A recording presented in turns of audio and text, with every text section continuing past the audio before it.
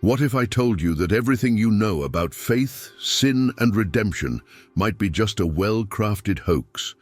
That the Bible as we know it today has been carefully edited to keep you in check, hiding ancient truths that could transform your life. The 1775 Bible holds secrets that have been suppressed or altered over the centuries. At that time, the concept of apocalypse did not mean the end, but a revelation, an awakening. And hell, a very different picture from the threat of eternal fire that so many churches preach. Sounds hard to believe, doesn't it? But these ancient scriptures suggest a relationship with the divine that does not depend on fear or intermediaries. Imagine for a moment that God, or Elohim, as he was called in the most ancient texts, was not far away, but within you, close and accessible. These scriptures challenge the authority of religious institutions, presenting original sin not as a curse, but as a chance for learning. Entire books were removed, words were changed, and little by little a liberating vision was replaced by a system that demanded total submission. And the church has become the only bridge to the divine, taking away from people the power to seek a direct and empowered relationship with God. The 1775 Bible holds secrets that many do not even imagine. It is a veritable treasure trove of knowledge that has been left behind over the centuries, changed little by little in translations and adaptations. Imagine a version where the original language and context of Elohim remain untouched, conveying a divine closeness that has been diluted in modern versions. It's almost like comparing an original masterpiece with a simplified copy. This process of adaptation allowed institutions to control the narrative, shaping the meaning of the text to align with the interests of the time. Isn't it puzzling to think that some of the deepest truths about divinity were, by deliberate choice, pushed out of ordinary reach? Think about it. Verses that could have changed the way we understand spiritual power, empowerment, and direct relationship with Elohim have simply been discarded or tampered with. Instead of fostering an intimate relationship with the deity, the changes over the years reinforced a hierarchical, controlling image that exclusively benefited the institutions. For example, certain passages that portrayed the divine as something accessible to all were replaced by rigid, almost intimidating interpretations of a distant and unattainable God. This subtle but impactful manipulation created an abyss between the common man and the spiritual, generating a veiled dependence on the church for any contact with the sacred. In practice, this control was so consolidated that the very idea of divinity was reorganized to strengthen institutional power. The apocalypse, for example, which was seen as a revelation of hidden truths, came to be portrayed as a damnation and a threat, frightening the faithful with the idea of an eternal hell. The same thing applies to the concept of original sin, which has become a tool of control by shaping human behavior since childhood. What was lost, therefore, was not only the text itself, but a more open and welcoming interpretation in which the divine spoke in a personal, almost close way to humanity. Today, when we think of the Bible, we forget how much it was modified to promote religious control over the faithful. This type of textual restructuring was efficient in maintaining a power structure that depended on disciplined and controlled followers, fearful of eternal consequences. Verses that challenged power structures were excluded, leaving a trail of silent censorship. And this was not done for nothing. Every change had a clear goal of preserving control while maintaining access to revelations and empowerment in a restricted way. Have you ever stopped to think about what may have been taken away or changed in texts that perhaps would have promoted a vision of Elohim as a constant and empowering presence? Each page of the 1775 Bible was an invitation to a more personal relationship, but also a threat to the power of centralized churches. Institutions needed control, a rigid deity, not a free and direct connection to Elohim. With this old version, we return to a time when the text was, in itself, a spiritual empowerment, a revelation without fear. The idea of an apocalypse became less a sentence and more an unveiling of truths, a call to revelation, to see what is hidden from ordinary eyes. And that's where the question arises. What else does the 1775 Bible tell us beyond these small cracks of spiritual freedom? The 1775 Bible reveals an intriguing approach to spiritual empowerment. Verses that suggested that Elohim was within each individual were common and brought a vision of spiritual self-sufficiency that needed no intermediaries. At Luke 17:21, Jesus says, "The kingdom of God is within you." This passage implied that the divine presence was something accessible and internal, something that each person could cultivate and understand intimately. However, over the centuries, interpretations like this have been minimized, and churches have positioned themselves as necessary for any kind of connection with the deity. In an older reading, this phrase suggests not only autonomy, but also an invitation for each one to deepen their own spirituality. Imagine the impact this would have if everyone knew from time to time that Elohim resides within them. Another powerful passage comes from 1 Corinthians 3:16, where Paul states, "Do you not know that you are God's temple and that the Spirit of God dwells in you?" From these words, it is clear that the original proposal of many teachings was an independent spirituality in which the divine dwelt in each one of us. This type of empowerment, of course, was not of interest to religious institutions, which preferred a structured dependency where the church was the essential bridge to reach the divine. If everyone was sure that the sacred was part of themselves, the walls of churches would certainly lose their centrality. This concept of spiritual autonomy was radical for the time, and over time it was hidden or reinterpreted to consolidate the dependence of the faithful. In John 15:5, Jesus says, "I am the vine, you are the branches." This verse, rather than suggesting a dependence on the church, reinforces the idea of direct connection with the divine, where each branch is nurtured by Elohim, without the need for intermediaries. The 1775 Bible was bold in including such interpretations, but over time, personal empowerment gave way to religious submission. Basically, these passages were intended to inspire people to seek strength and purpose directly within themselves, with the certainty that divinity filled them completely.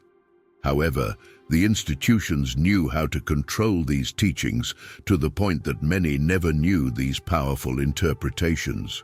The exclusion of books such as the Gospel of Thomas also contributed to this, for he said, "The kingdom is within you and around you," Gospel of Thomas v3. This type of affirmation made the divine a personal and non-transferable experience, something that anyone could experience without needing religious authority. And by suppressing these ideas, the churches secured their position as indispensable mediators, and thus control was maintained. It is fascinating to see how a simple tweak of words altered the whole perspective of spiritual autonomy that was originally available. The result was a more limited view of spirituality, where the sacred could only be accessed under strict conditions and rules. Imagine if teachings like these, which promote individual empowerment, were more accessible. We would have a more dynamic and free spirituality, where hell, original sin, and even the need for confession would gain new interpretations.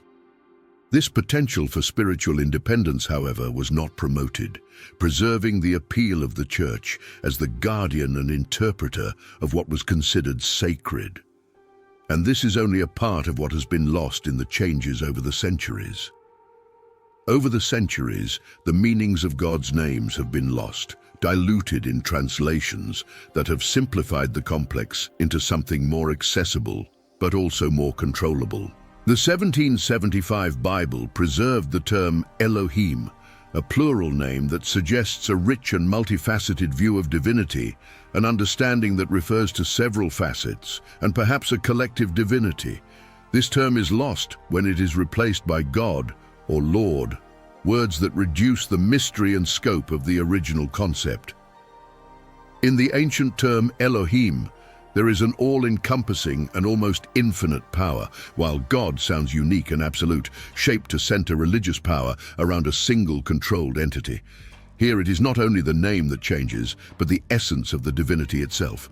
This subtle adjustment in translations directly affects the way we understand spirituality.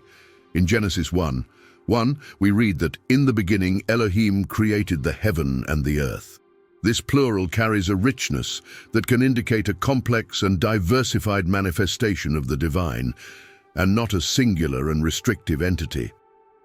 By replacing Elohim with God, this plurality disappears, making divinity something simpler, shaped in favor of a centralization of control by the Church. When we think of Elohim as a multifaceted presence, we make room for various interpretations and experiences of the divine, something that could have inspired a more personal understanding and less dependent on formal structures. This plurality of Elohim not only challenges, but also expands the perception about the divine and our connection to it. In Exodus 3:14, we find another profound example, "I am that I am." Here God presents himself with a name that reflects essence and permanence, a name without restraint. This type of expression points to a being that is far beyond a specific name, someone or something that simply exists. Over time, these names and expressions were translated and adapted, stripping away the original complexity and mystery, shaping God into a more closed and less accessible figure, where the divine is seen as an entity that demands reverence, but which cannot be fully understood or accessed by the common believer. The transformation of Elohim into a simple God or Lord eliminated the depth and possibility of a personal interpretation of divinity. Terms such as YHWH were also affected, reducing the complexity of the relationship with the divine to a more distant and limited interaction.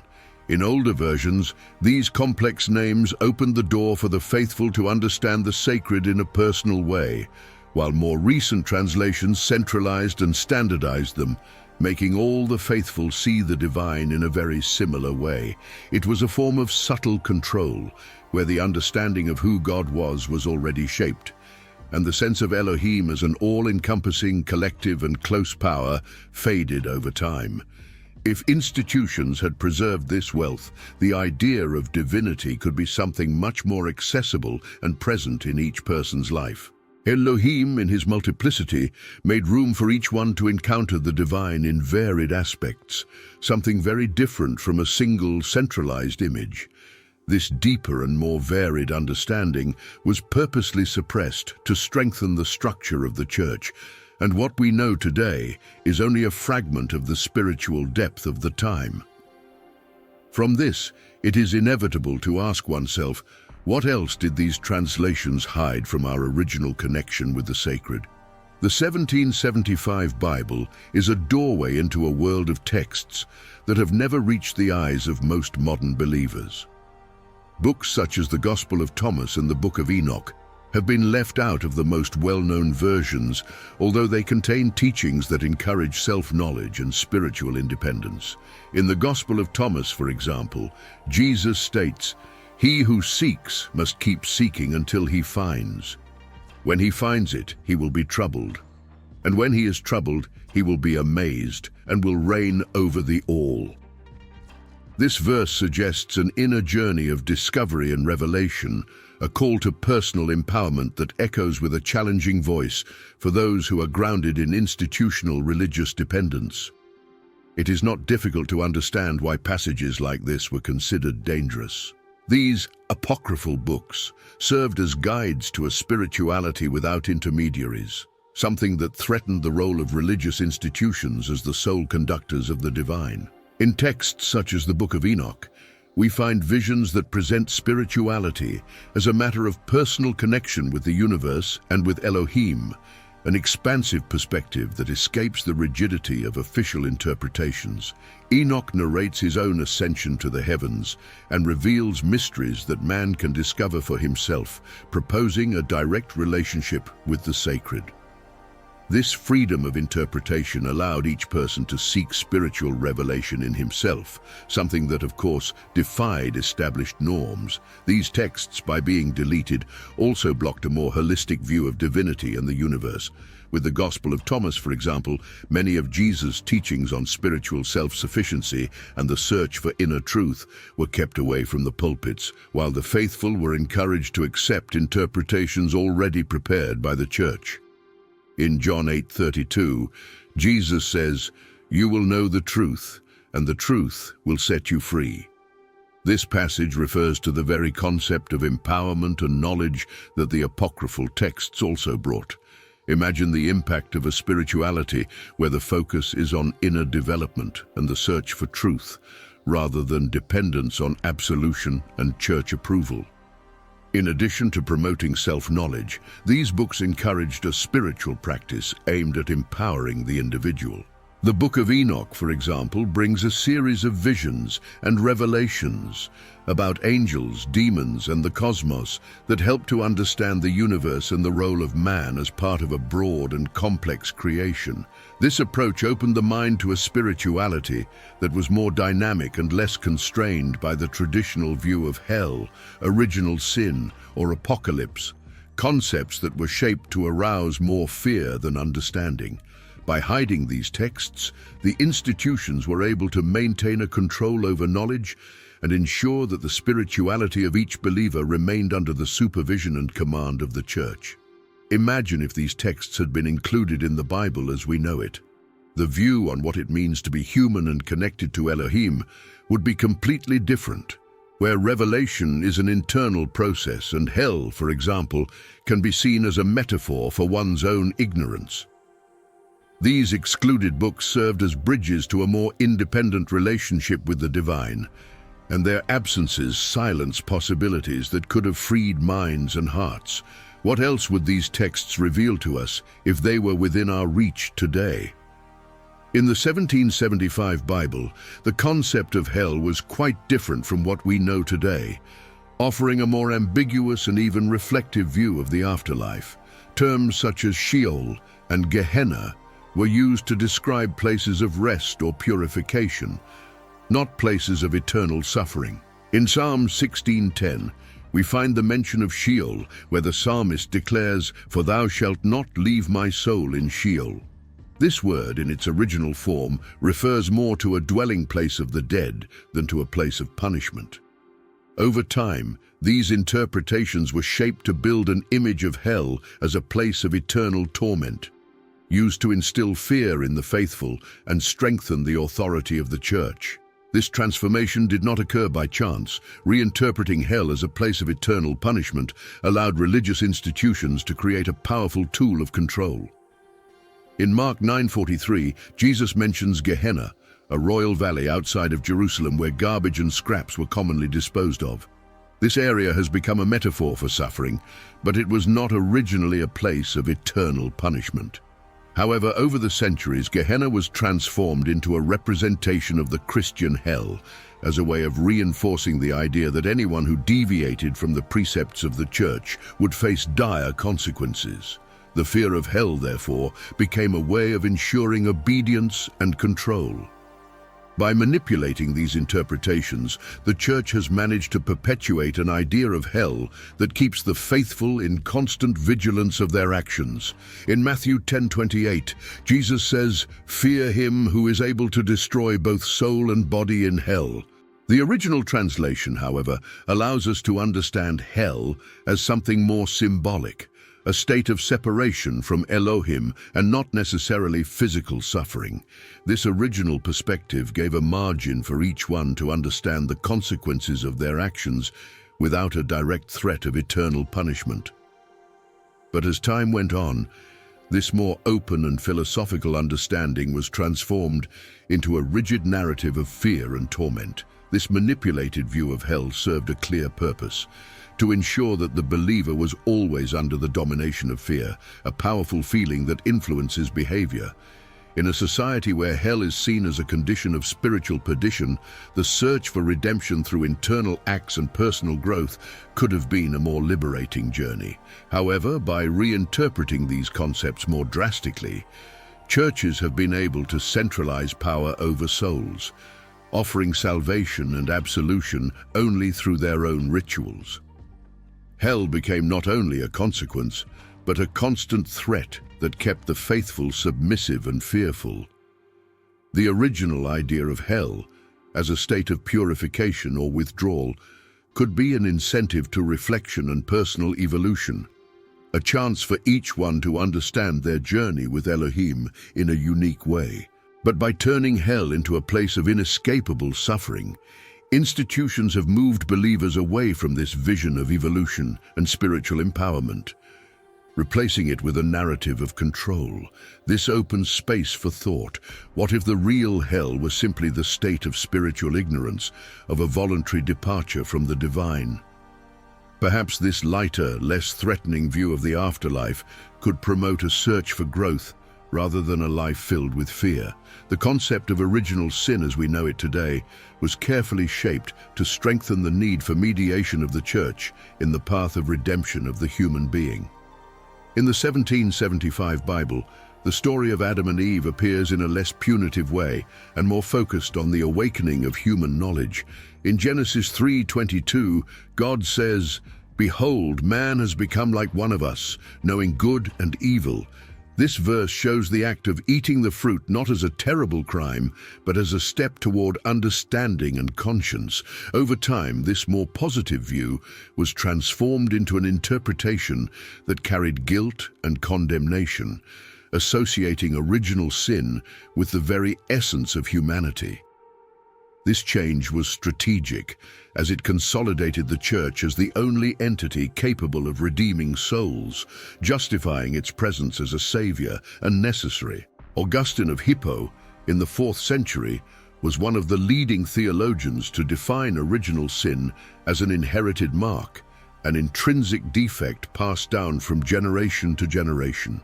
In Romans 5:12, Paul writes, "Just as through one man's sin entered into the world, and death through sin, and so death spread to all men." Although this verse is interpreted as evidence of original sin, it can actually be understood more broadly as a reflection on the human condition and mortality, rather than as eternal damnation. However, this lighter interpretation has been reconfigured to underline the church as the only bridge to salvation. From this new interpretation, original sin became a form of emotional and psychological control.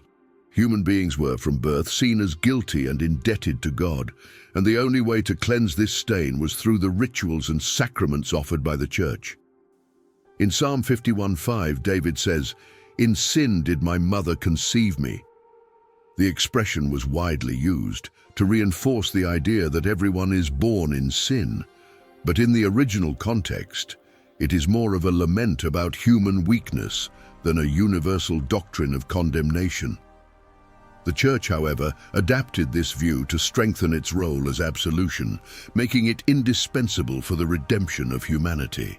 This concept of original sin transformed the human being's relationship with Elohim into a constant search for forgiveness and purification, where guilt became a central emotion. Rather than inspiring a natural relationship with divinity, the narrative began to emphasize fear and the need to turn to the church for any contact with the sacred. Imagine if, from the beginning, the vision of original sin was lighter and inspired a search for self-knowledge and improvement. The relationship with the divine could be more open and welcoming, where error would be seen as an opportunity for growth and not as a hereditary condemnation. This approach to original sin then worked as a control key, a way to bind each believer to a cycle of guilt and redemption that only the church could offer. If the 1775 Bible had preserved this more positive view, where the story of Adam and Eve is a metaphor for human maturation, our view of spirituality might be completely different. Original sin, as it was constructed, created a cycle of emotional control that strengthened the church as the savior, not as a guide for spiritual growth. And with that, we can only reflect, what would our spirituality be like without the weight of guilt imposed from the beginning? In the 1775 Bible, Jesus' teachings reveal an approach to spirituality that valued the independence and autonomy of each individual. His words were an invitation for people to seek a direct connection with Elohim, without the need for intermediaries. In Matthew 6:6, he teaches, "But when you pray, go into your closet, and when the door is shut, pray to your Father who is in secret." This teaching emphasizes the importance of an intimate and personal relationship with the divine, suggesting that the encounter with God does not need grand rituals or the institutional presence of the church. Over time, these words were reinterpreted to support the idea that the church was the only place of contact with the sacred. Jesus, in his teachings, often challenged the religious structures of his day, encouraging his followers to develop a faith based on inner truth and the practice of love. In John 15:15, he declares, "I no longer call you servants, but friends, for all that I have heard from my Father I have made known to you." This statement is deeply revealing, as it demonstrates that Jesus wanted each one to have direct access to the divine mysteries, without the need for intermediaries.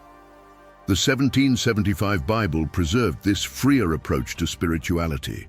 But over time, this type of interpretation was shaped to sustain a relationship of dependence between the believer and the church. Imagine if this vision of friendship with the divine had been maintained. People could have a more dynamic and less restricted spirituality. The spiritual autonomy that Jesus preached met the need for control of religious institutions. In Luke 17:21, he says, "The kingdom of God is within you." This challenging phrase suggests that the divine dwells within every human being, a revolutionary idea that reduces dependence on religious rituals and mediators. Rather than centralizing power in the hands of the church, this vision would make each believer responsible for his or her own spiritual pursuit, promoting individual empowerment. However, over the centuries, this concept was suppressed, and the church positioned itself as essential for salvation. Imagine how much this could have changed the way people pursue their faith and deal with the deepest spiritual issues. This understanding of autonomy was directly linked to Jesus' purpose of creating a spiritual community free from institutional constraints. In Matthew 18:20, he states, "Where 2 or 3 are gathered together in my name, there am I in the midst of them." This verse reminds us that the divine presence does not depend on specific places or structures, but on the sincere and humble encounter among the faithful. In the 1775 Bible, this message gained strength as a call to spiritual freedom, a practice of faith that is born from the inner truth of each person. By transforming this teaching into something secondary, the church was able to reinforce its centrality and importance. If these teachings on spiritual autonomy had been preserved and promoted, the religious experience could be much more intimate and transformative. Jesus, by encouraging a direct connection with Elohim, showed a path where the divine is accessible to all, without barriers. The 1775 Bible reflects this vision of an autonomous spirituality, but changes made over time have shifted the focus away, emphasizing a hierarchy and a system of control. What can we learn from returning to this original approach? Perhaps a purer faith, where the power is in each of us and the connection with the divine is a matter of choice and personal dedication. In the 1775 Bible, Revelation was interpreted in a very different way from the vision of impending doom that we know today. The term apocalypse comes from the Greek apokalypsis, which means revelation or unveiling. This original concept brought the idea of a profound transformation where hidden truths would come to light, and not necessarily a catastrophe. In Revelation 1:1, we read that the purpose of John's vision is to reveal what must shortly take place. This perspective suggests that the apocalypse is a time of awakening and collective enlightenment, and not an event created to cause fear. However, as time passed, this view was transformed into a narrative that places the end times as a divine punishment, strengthening religious authority. This original interpretation was actually an invitation for people to awaken to the truth, revealing the mysteries of Elohim and the universe.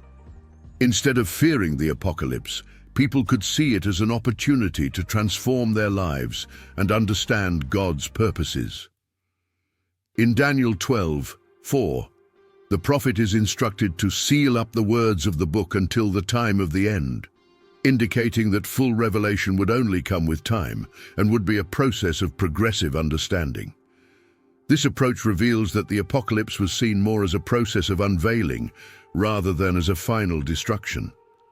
However, over time, religious institutions adjusted this view to make it a tool of control and submission, warning of a terrible end for those who did not follow established dogmas. The idea of an apocalypse that awakens rather than destroys directly challenges the use of fear as a method of control. Throughout the 1775 Bible, there are examples of how this final revelation would be less of a catastrophic event and more of a deliverance. In Matthew 24:14, Jesus states, "And this gospel of the kingdom will be preached in all the world, and then the end will come." Here he does not speak of destruction, but of the moment when the truth would be known to all. With this broader, more positive vision, the apocalypse becomes a call to a world where divine truth is finally understood. However, the idea of revelation was shaped to become something scary, one that would move people away from a more liberating understanding. By changing the meaning of the apocalypse, institutions have managed to keep people in a state of constant alert and fear. The fear of the wrath of God has been strategically propagated, creating a narrative where the apocalypse is seen as an irrevocable sentence. In 2 Peter 3:10 we read, "The day of the Lord will come as a thief, the heavens will disappear with a great crash." While this verse suggests an impactful event, it also implies that this end brings with it a renewal, where new heavens and a new earth can arise. However, this renewing symbolism was overshadowed by interpretations that emphasized the apocalypse as a dark and hopeless end, a punishment for those who did not remain faithful to the orders and doctrines of the churches. If the understanding of the apocalypse as a revelation, and not as a condemnation, had prevailed, human spirituality could be based on the desire for evolution and self-knowledge, and not on fear. The 1775 Bible maintained this lighter interpretation, where the end of times would be a journey of discovery and purification.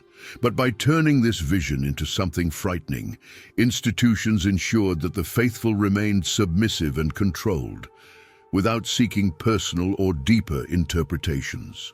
So what would become of our spiritual understanding if the apocalypse were, in fact, an unveiling of illusions and not a destruction of the world? And so, now that you know these hidden truths, what will you do with that knowledge? The 1775 Bible reveals a very different picture, a vision of spirituality that encourages autonomy, empowerment, and a direct connection to Elohim, without the need for intermediaries or fear. It is thought-provoking to think about how our relationship with the sacred could be more intimate and liberating. But are we ready to explore this freedom, to seek the divine without the shackles of institutional control? Knowing that the apocalypse can be a revelation and not a tragic end completely changes our perspective on the world. Perhaps it is time to rethink what we know, question what we have learned, and make room for a new spiritual vision. Have you ever pondered how these lost concepts could transform your life? And if you could see original sin as a learning opportunity rather than a condemnation, how would it impact your journey? What if hell, as a threat of eternal punishment, was replaced by a sincere search for self-knowledge and evolution? These questions bring us to a crucial point. Perhaps it is time to rewrite our relationship with faith and divinity. Letting go of fear and embracing the truth, as Jesus suggested in his words about the kingdom of God being within us, is a path that can lead us to a more authentic spirituality. If this journey of discovery has awakened something in you, if you feel like you're ready to see beyond the veil, keep following us. Subscribe to the channel, turn on notifications, and be part of this search for the ancient truth that, for so long, has been hidden. Here we will explore spiritual mysteries together, revisit concepts, and who knows, find a new way of understanding the sacred. After all, every discovery is just the beginning of a transformation. Ready to move on?